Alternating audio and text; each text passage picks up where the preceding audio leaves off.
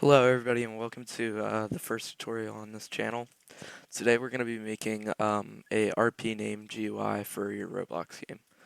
So first we're just going to start by making a screen GUI and starter GUI. We're going to make a frame.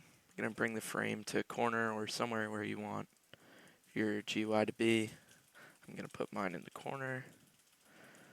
We're going to make one text box. We're going to make it almost like as much as the frame.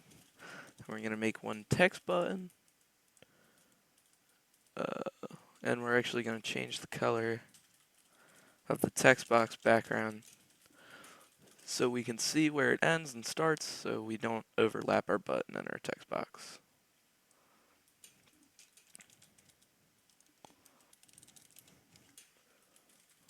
So we're going to put a submit and then placeholder text will be choose your RP name.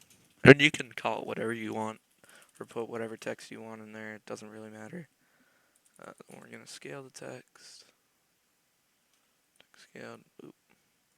Still going to say text box because that's the text, but the placeholder text. Or if you really want it to be both, you can do that. It doesn't really matter. Okay.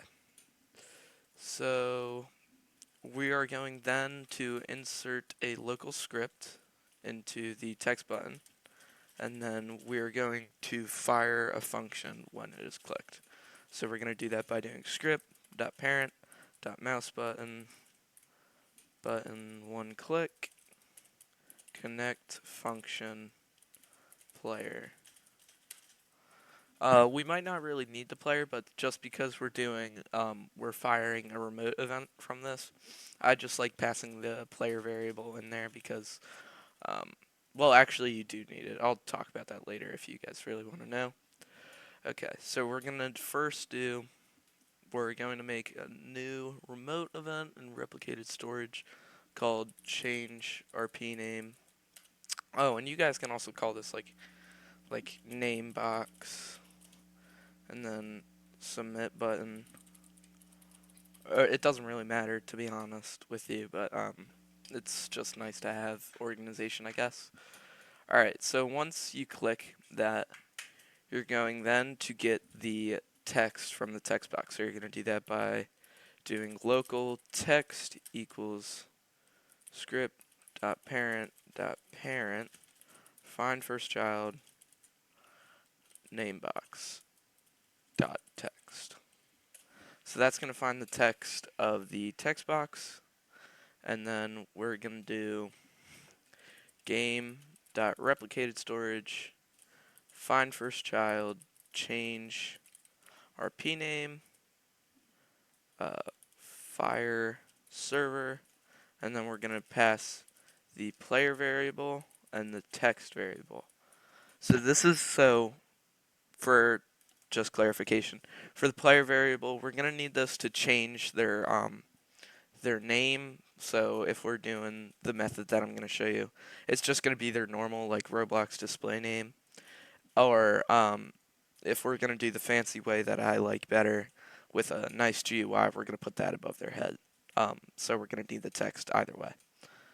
Alright, so now that you have your local script done and your submit button, you're going to come to server script storage and server script service, sorry, not storage, and you're going to make another script.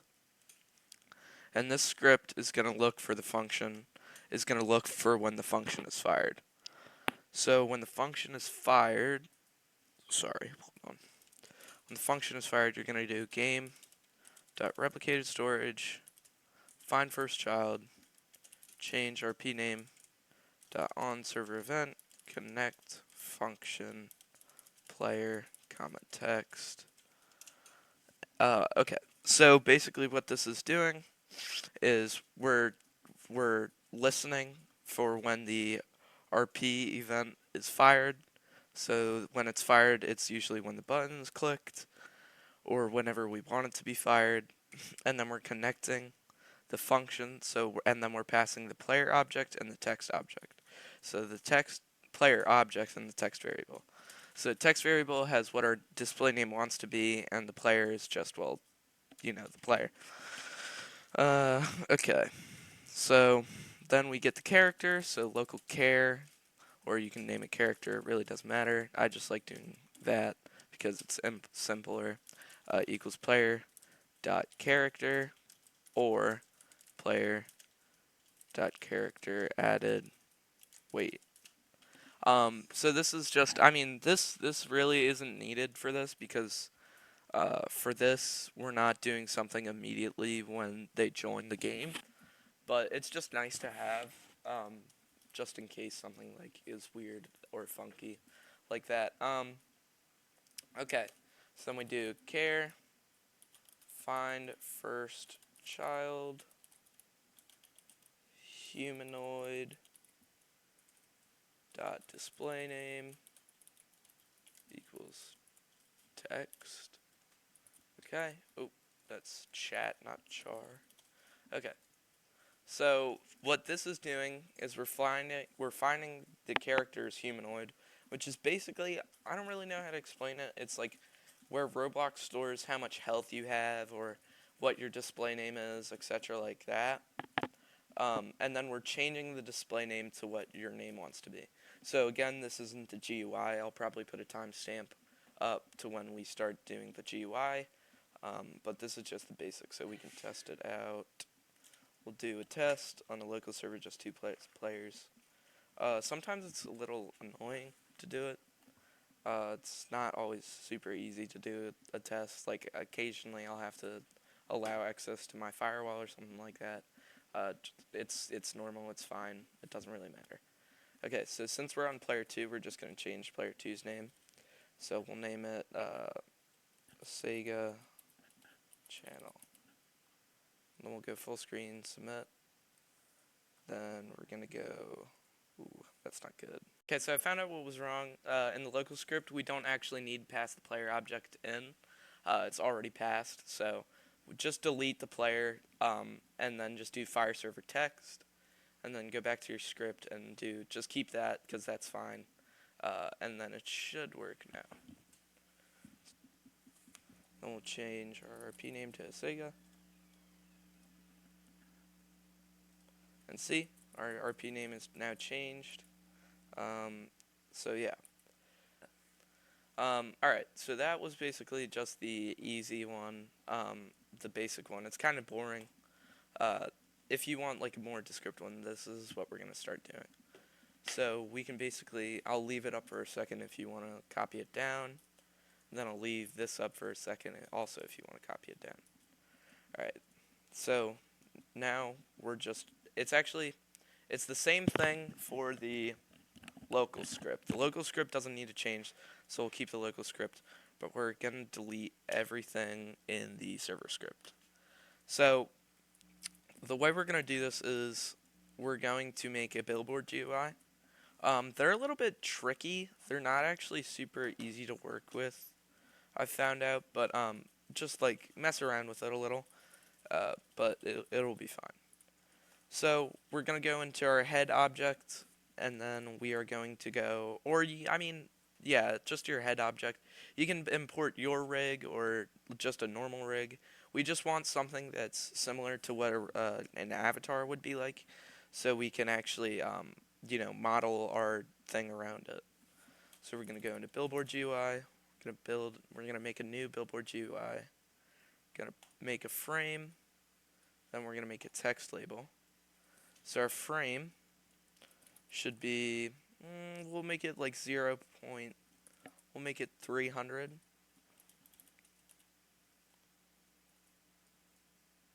Yeah, that sounds good. And then our X will just be the same size. Our text label will basically be the entire size of the frame. And then we're going to put this always on top. So maybe it's a little big. Size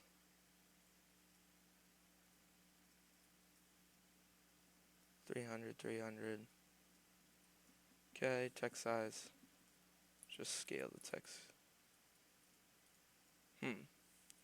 Alright, hold on, let me try this one more time.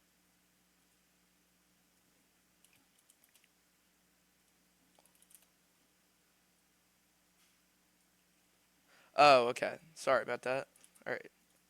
We also have to size the GUI. There we go. All right. So we're going to also put. Uh, Hold on. I forget what it's called. So should be studs offset, and then we're gonna bring it up by 3. Oop, yeah, 3. So that's what I find is nice for me. It's just like right above the head. We're also gonna change something of the maximum view distance because as you see, if I'm like across the map, we can see just the label. So we're gonna make the maximum view distance. I like 30, but for this I'll do like 25 or 22. I'll do 22. So, oop, I don't know what that just did. Okay. Oh yeah, I just undid that. Okay, hold on. 1 second. Max distance, so we're gonna do 22. And then we'll bring it down, because that's still pretty big. Yeah, so it gets to that big, and then it disappears. We're also going to want to put the transparency to 1, so it's just see-through, and then transparency 1. And then, like, if you want to make the color different, I'm just going to make it white, but you can decorate it however you want it to be. It doesn't really matter. I don't really know how to decorate GUIs. I'm not a big GUI person, not a GUI artist. There's probably tutorials on how to make nice GUIs, but I can't help you with that. So then we're just going to rename the GUI to player name GUI. And then we're going to store this in replicated storage. And then, so now that it's stored in replicated storage, what we're going to do is we're going to go back into our script and server script service, sorry. Then we're going to go to game dot replicated storage dot change our p name dot on server event connect function player comma text, and then okay, so I'll show you what we actually have to do first. So since we're not going to use Roblox's just normal display names, we're going to do something where we're going to get rid of Roblox's display names so we can't see them. So we're actually going to we're going to look for an event so whenever a player's added, so game.players, that's parent.players.player added, connect function player, then we're going to press enter, and then we're going to do local char equals player dot character or player dot character added weight. And then our humanoid, so we're going to do local humanoid equals char weight for child humanoid. And then we're going to get our GUI from the replicated storage, so we're going to do local GUI equals replicated game dot replicated storage find first child player name GUI, and then we're going to clone it. So the reason we're cloning it is so more people can get it. So if we just did that and then we set the parent, then nobody else that would join could get the GUI. It would just work for us or the first person that joined. So we want to clone it so people can actually join. All right, so then we cloned the GUI. So then we do GUI dot parent equals equals char find first child head. So the parent now of the GUI is the head. Then we could do GUI find excuse me find first child frame find first child text label, and then dot text equals we're just gonna do player dot name because So immediately when they join the game, it's just going to set to their normal Roblox name, and then they can change it later. So it's going to be GUI find first child frame find first child text label dot text. There's probably an easier way to do it. I'm just going through it fast, just to make a quick tutorial. I'll probably post like something later, like making it nicer and fancier and stuff like that. But this is just basically a rough foundation. Okay, so now that we have the player name in, we can basically get started with the actual renaming process. So, oops, sorry. Uh, so now we do change our RP name on server event connect function player text. So now we can actually just copy, we can do local GUI equals, oh wait, actually, we have to get this. So hold on. Alright, so we're getting the character, then we're doing local GUI equals char find first child player name GUI. Oh, head, sorry. Do not, and then find first child player name GUI. So now that we found the GUI, we can start with the text process. So GUI dot text, GUI find first child frame find first child text label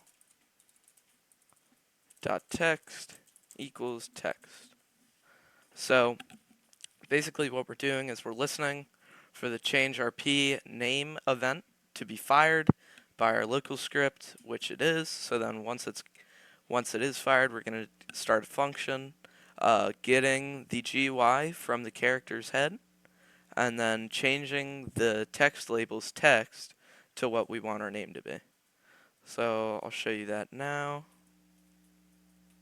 So, okay, so I don't know where my character went. Okay, there it is. So it's a little big. We could probably scale it down a bit, but that doesn't really matter for this. So we're going to change my name to Asega is cool and hit submit. And see, now our name is changed. And we can check in this. So our player name GUI is still there. And then we can do like I'm cool, submit again, and then there we go. So now we have an RP name changer thing, I guess.